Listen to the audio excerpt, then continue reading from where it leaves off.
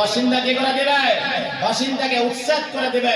এই মাটিকে অপবিত্র করেছো, মাটিকে নষ্ট করেছো তুমি, এই জন্য তোমার এখন শাস্তি ভোগ করতে হবে। দুনিয়ার অল্প দিনের এটা পরিপূর্ণ শাস্তি না, তোমাকে এক জায়গায় তোমাকে লাঞ্ছনা বাঞ্ছনা করতে হবে। তুমি বেইজ্জতি হইবা, ওখান থেকে তোমাকে উচ্ছেদ করে ফাঁকে পাঠিয়ে দিবে।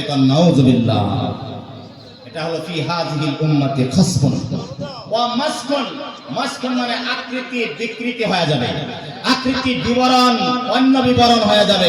আজকাল জামানায় মোবাইল খুললে দেখা যায় মানুষের পেট থেকে জন্ম নিছে, মানুষের মতো চেহারা হওয়া লাগছিল, কিন্তু জীব জানোয়ারের মতো চেহারা হইতেছে না নাই, হইতেছে না নাই। মুফাসসিরিনে কেরাম বলেছেন যে হয়তো মায়ের পেট থেকে আকৃতি বিকৃতি হয়ে আসতে পারে, তা না হলে নিজের আকৃতি নিজেই পরিবর্তন করবে মানুষ। কেমনে করে?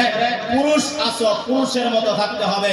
পুরুষ কেন হাতে বাইলা লাগাও, গলায় কেন চেন লাগাও, আবার কেন আরো কি অনেক কিছু লাগাও, এগুলো পুরুষের আলামত না, এগুলো হলো মহিলাদের আলামত। ঠিক কিনা না? আবার মহিলারা যুবতীরা গ্রুপ লাগ করতেছে, আল্লাহর খালকিয়াতের উপরে হাত লাগাইতেছে, এরাও ভালো না, এরাও লানত প্রাপ্ত। নাউযুবিল্লাহ। ফি হাযিহিল উম্মতি খাসফুন ওয়া মাসকুন ওয়া কাযফুন।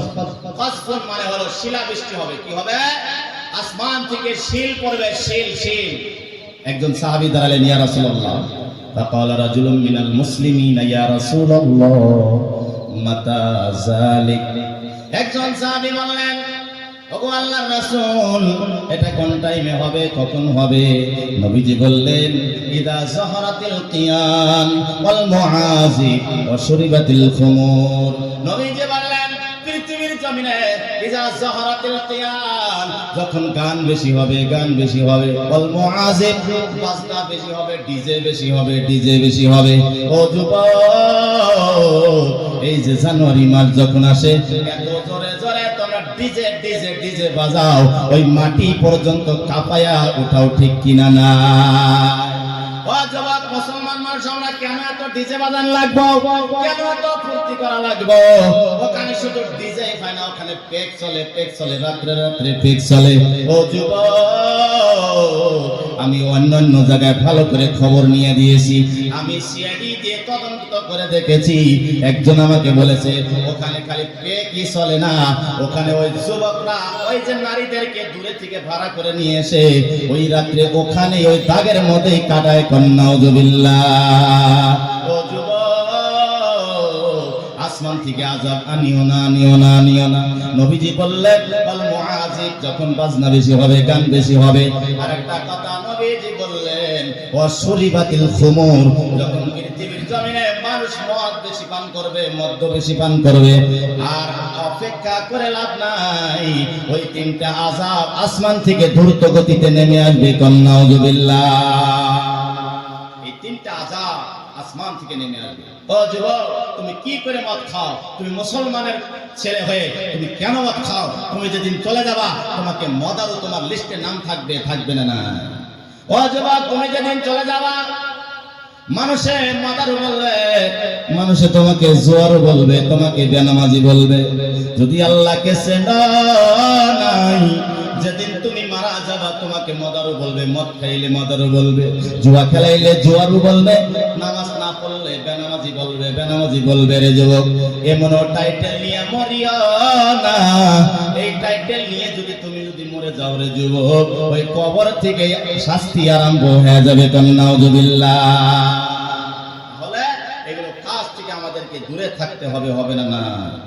আমি যে আয়াত পড়েছিলাম, আয়াতের মধ্যে ওয়াকাযা রাব্বুকা আল্লা তা'বুদু ইল্লা ইয়্যা, এক আল্লাহকে চিনতে হবে, ওই আল্লাহর দাসত্ব করতে হবে। সুবহানাল্লাহ। ওয়াবিল ওয়ালিদাইনি ইহসানা। তারপরে আল্লাহ বললেন, তোমার মা বাবার সাথে ইহসান করো, সুন্দর ব্যবহার করো। যেরকম তোমাকে ছোটবেলায় যেরকম তোমার সাথে মহব্বতের ব্যবহার করেছে, যেইভাবে ছোটবেলায় তোমার সাথে ভালো ব্যবহার করেছে, ওইভাবে ওর সাথে বেশি তুমি ব্যবহার ভালো করো। সুবহানাল্লাহ। ও যুবক, একটু তুমি চিন্তা করো, তোমার মা তোমাকে কত কষ্ট করে লালিত পালিত করেছে রে যুবক। ও যুবক, একটু কি মায়ের কথা মনে পড়ে না?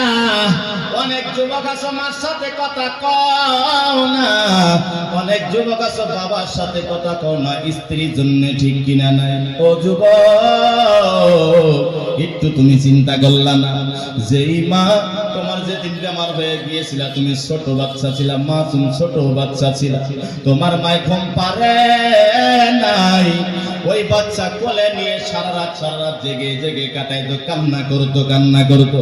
তোমার বাবা বলতো একটু সব আমি দেখি, একটু শুয়ে পড়ো, আমি দেখবো, তুমি শুয়ে পড়ো। মায়ে বলতো না না, আমি শুব না, আমার বাচ্চারা অসুখ যখন হয় আমার অন্তরে ভালো লাগে না, আমার ঘুম ধরে না রে যুবক। ওই মার সাথে কেমনে করে তুমি কথা বন্ধ করে দিয়েছো, ওই মার সাথে কেমনে করে তুমি খারাপ আচরণ করো রে যুবক।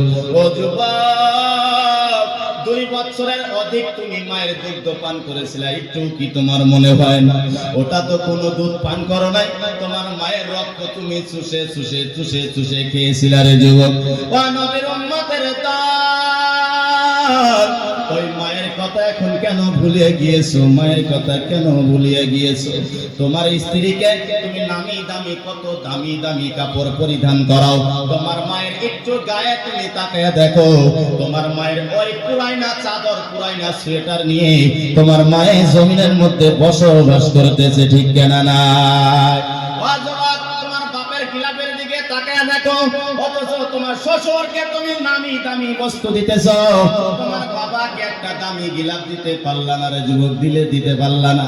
তুমি কত জায়গায় যাও, কত দামি দামি বস্তু নিয়ে যাও, কত ফল ফ্রুট নিয়ে যাও, কিন্তু যখন তুমি বাড়িতে আসো, তোমার মার ঘরে বাবার ঘরে একটু বুসকি দিয়াও দেখলাও না তারা কি খায়।